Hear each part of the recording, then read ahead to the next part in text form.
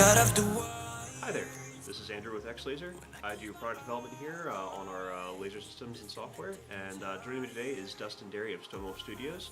And today we're talking about XLERATE, which is the tool that we're releasing now for pre-visualizing, planning, and preparing your shows involving mercury lasers. So Dustin is a lighting designer out of Chicago, does theater, dance, corporate stuff.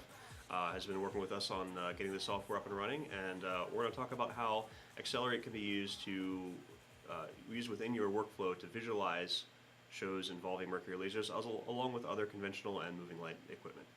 So, Dustin, if you want to show us what you've got going on here, and we'll get started. Cool. Hi, I'm Dustin from Stonewolf Studios, and I actually am a lighting designer based here in Chicago. We do a lot of corporate events, dance events, and live music as well.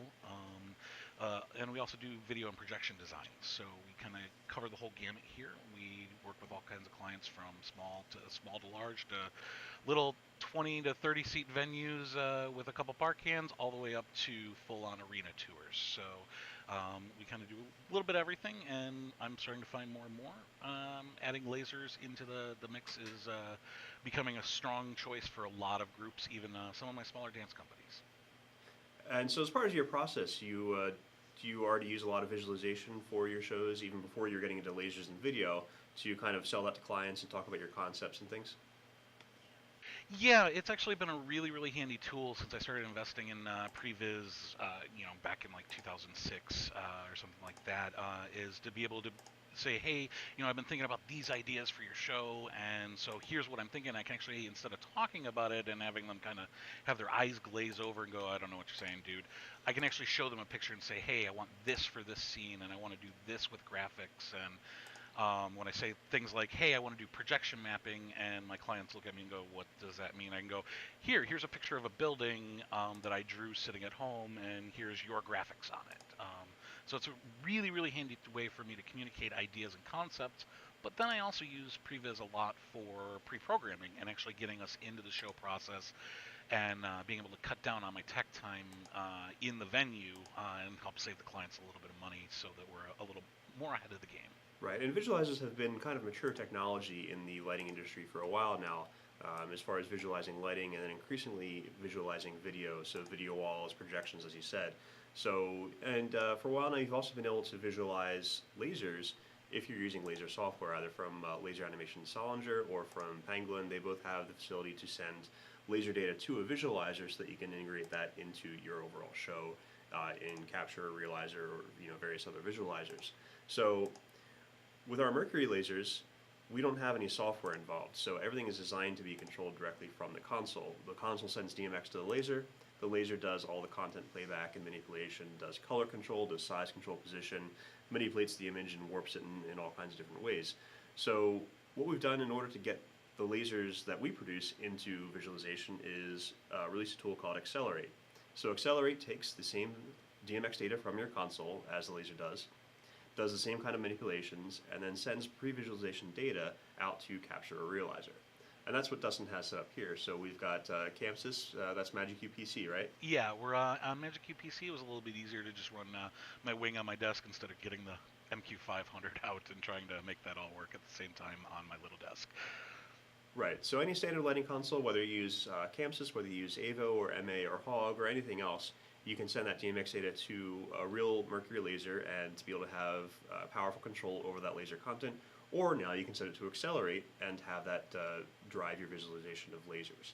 So we have XLERATE here. Dustin's got this set up with his Camsys system and XLERATE and Realizer running here. So do you want to walk us through your setup here? Yeah, we got a couple different things going on. Like Andrew said, we have XLERATE, which is the big tool that we're talking about today, which is really, really handy for me. We have also Camsys MQ PC, which is here. Right now, what I have loaded up is actually a demo show that I use for the lasers, for the Mercuries, to kind of show off what the features are in a real organized way, and then be able to play and kind of do my own little live streams every now and again on the internet. And then we have my favorite previs tool, which is Realizer.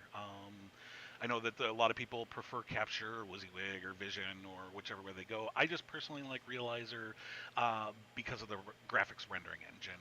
It makes a little bit better use of modern graphics cards and has worked a little stronger for me out of the box. And it does have controls built into it that do respect beam divergence and beam power within the software, and also is able to simulate laser flicker to some extent. It's not truly accurate, but it's definitely a good idea to be able to show people from the get-go. Every visualizer has its strengths and weaknesses, and some of its personal preference, just like lighting consoles are, really. Yeah. And one of the things we should mention too is performance-wise, obviously visualization is graphics intensive, and you have I assume a pretty stout setup there for when you're visualizing all kinds of lasers and media and so forth. One of the neat things that just to throw this out there too is that doesn't necessarily have to be a limitation on the quality of your output, because I know Capture and I assume Realizer as well, where if you want to do a high quality video or image, you can actually record the incoming media as sort of a stream of the raw control data, of the raw media data. So you might be sitting there doing some pre-programming where your frame rate just drops really low because you've got a giant rig, you've got lots of lasers, lots of video, and your computer just, whatever graphics card you have eventually is going to get pushed to its limit. But you can have the visualizer actually record all that incoming data and then render it out at its leisure. So you're not necessarily tied to having to have this monster PC to do good quality video. It'll take you a little bit longer, but you can have all that incoming data be recorded and then rendered out at a much slower rate, where you get the higher quality. You're not bound to your real-time performance. Right, and that's actually something that I do. I actually find that, yeah, you're absolutely right. When I'm visualizing larger rigs, I definitely have to scale back. Not scale back. I have to set up all my cues, know that there's going to be a little bit of frame lag when I'm kind of programming the ideas, and then go back and re-render that so that it renders at the 3 frames a second that my tower can actually handle, rather than the full 30 frames a second or 60 frames a second on the video that I want to watch. I pride myself. I'm a techno nerd to the max, and my rendering tower, 32 gigs of RAM, dual 1080 Ti NVIDIA cards for my video processing, and SSDs up the wazoo. And Realizer and Capture both still will bog down a little bit when I start to get into moving around 100 moving lights plus lasers plus video plus all of that. So yeah, I can't actually just record the output. We need to do a frame by frame rendering, which will take a half hour to 45 minutes for a 5-minute video, because it does actually push that down depending on what the rig actually looks like. So one of the advantages of actually working in previs is simplicity and being able to work with more lasers than I would normally be able to work with. Like if I want to actually take a laser and see what 1 or 2, maybe even 3 lasers look like through haze, I can go ahead and set them up here in my living room, no problem, and write a little show and have a good night and be everything. But if I want to do something bigger and think bigger and dream bigger, and do something more like we did for LDI, where we had 20 lasers in the rig, it's not really doable to do that in my living room, because we can't really set up 20 lasers with all the power that we need, plus truss, plus everything else, and make the show look exactly like what it's going to look like in real life. So at that point, it becomes really, really advantageous for me to be able to work in a software like Realizer to be able to go ahead and build cues, build content, and go ahead and try to create a full show without actually being in the venue. One thing that works really well for my process is if I'm doing a time-coded show, it actually works. I have a bunch of different layers that I actually have to go through to kind of get to where I'm going. I start with actually working on the audio track in a quick software called Reaper that allows me to mark up the track and then take that track and that markup list and import it directly into Camsys as a timecode track, so that I already have my cues built exactly where I want them, and then I just have to insert all the data. And that's actually what I did for the LDI show. It made it really easy, and where some laserists doing the same type of show, it would take them weeks or months to be able to do everything in one of the other softwares, I was able to program a whole 6-minute show in all of maybe 4 or 5 hours. So it's a big time savings for me to not have to, and money savings to not have to do everything in the venue all the time. So just to kind of give you an idea, let's go ahead and actually look at Realizer. I'm just going to go ahead and fire this Q stack and let you guys take a look at what the graphics are doing here while it rolls. And kind of show this is actually 15 lasers, or no, I'm sorry, all 19 lasers. And I'm using almost all builders and all lasers most of the time. I know you can't actually hear the audio here because I've actually turned that down because it's a little bit, gets a little loud because it's a very heavy metal sort of song going on here. But you can actually see, and we'll even go back to the split view here. You can actually see that, watch Camsys is actually tapping through its cues right now. And you can actually see, because I did this in capture on the, well, you can't see my finger pointing at the screen. You can see that Camsys is so beautiful, it actually takes screenshots from your visualizer and associates them with the cues, so you actually kind of know what each cue is going to look like in the stack before it ever even fires. Super handy little trick. It's not huge, but it definitely has saved me a lot of like, wait, what's this cue do? All that sort of confusion. So you came to lasers as a lighting designer, so you have experience with doing, all lighting rigs where you're using nothing but lights and moving lights and conventionals, and then also video as well. So how does adding lasers to your shows integrate with your existing workflow for designing lighting and projections and other video? Before Mercury was a thing, it was actually kind of difficult because there was another control surface that I had to deal with, another entire set of software that I had to learn and add to my repertoire, which I'm a tech guy and I'm a nerdy guy and I like those sorts of things, so it's not really that big of a deal for me, but it did take up a lot of extra time. So as a lighting designer coming to Mercury, it's a beautiful thing for me because it literally these lasers, instead of thinking like, oh, I got to use this software and all that, I set it down and I think of it just as another moving light. It just happens to have a bunch of really cool gobos in it that I can manipulate in more ways than just spin them around and take them out of focus. So when you're starting to conceive of a show or starting to pitch a show to a customer, how do you go about getting started? So if you've got, starting from a blank slate, what's kind of your process for getting going, getting into that design groove, getting your tools set up? What's kind of that process for getting started for you? Gotcha. A lot of it deals with I start very plainly in Vectorworks at first. As I'll draw out the set, I'll kind of get the rig together, kind of get my mind together, and where I want to be for things, kind of know where my gear is going to set, what kind of trussing I'm going to have, all the bits and pieces that you would normally do as a lighting designer. And then once I do that, then I'll go ahead and take that model and what I've done in Vectorworks and import it into Realizer. And unfortunately, with the way Realizer works, I got to actually re-add the lights. Currently, they said that there's an update coming that I won't have to do that anymore. But currently, I have to re-add my lights and re-add my lasers and do some connections and little networking things here and there. No big deal. And then when we start to get into more advanced things, and I want to start to throw in projection and lasers, it actually now with XLERATE, it's become really, really easy for me to do that.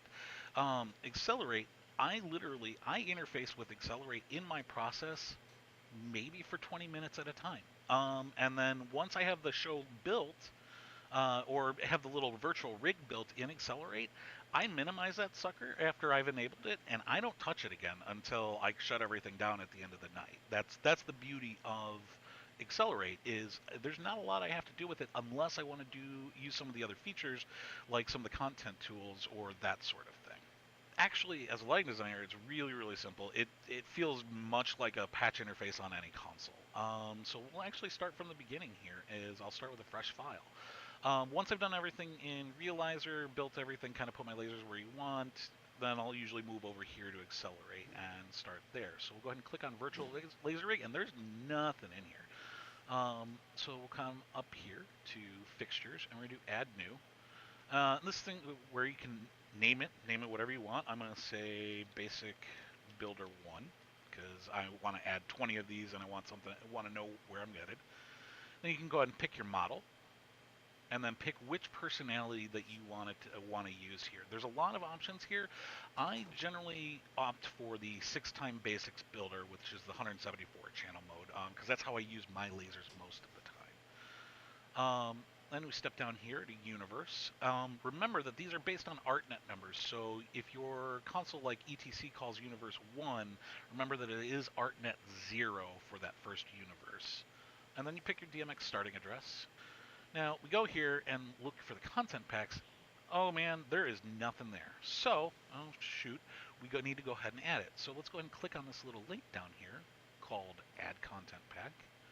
We're going to browse to our folder where we know what our content pack is. Go ahead and select it, hit open, and there we go. And then it'll appear in the drop down right here for you.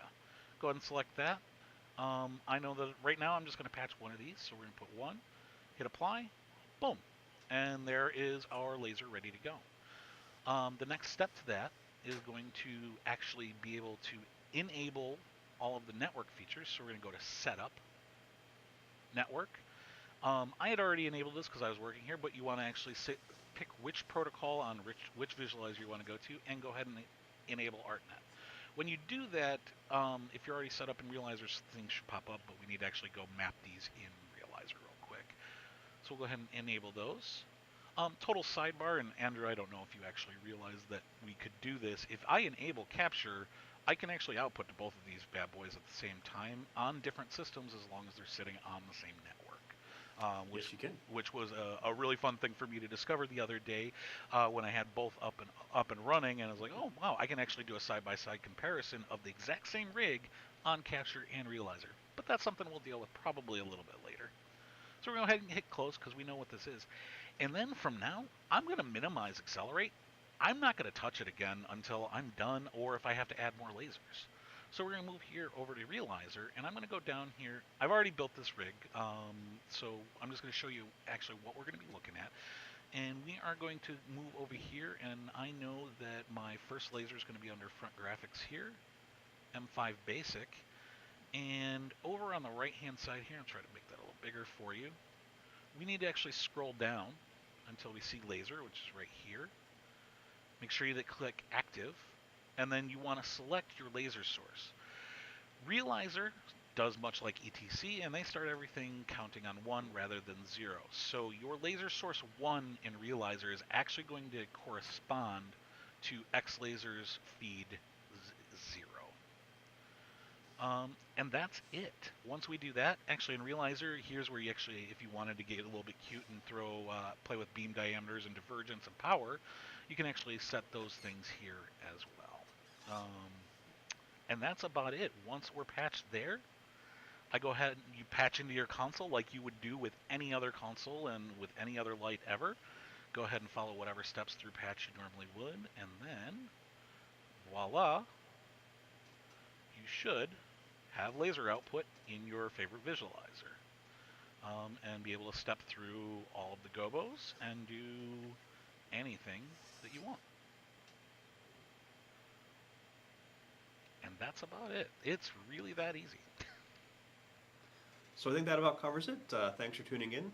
Check out the links in the video description for more info on XLERATE, as well as links to the various demo files and tutorials and things that we'll be releasing shortly.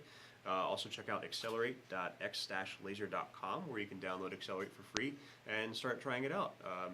We'll also have links there to Dustin's work. Dustin, anything else you want to share with the audience here about what you're doing, where they can find you? Actually, the best place to find us is on the internets or the interwebs, depending on your preference, at www.stonewolf.com, where you can see a smattering of what we do. And we do have it does show on our website when I go live and do my late night lasers web stream every so often when I get bored and want to show off some new tricks. Yeah, Dustin's been doing some really amazing stuff with his lasers, just playing around in his spare time. So definitely check those live streams out if you have a chance. Thanks for watching. Great. Thanks, guys.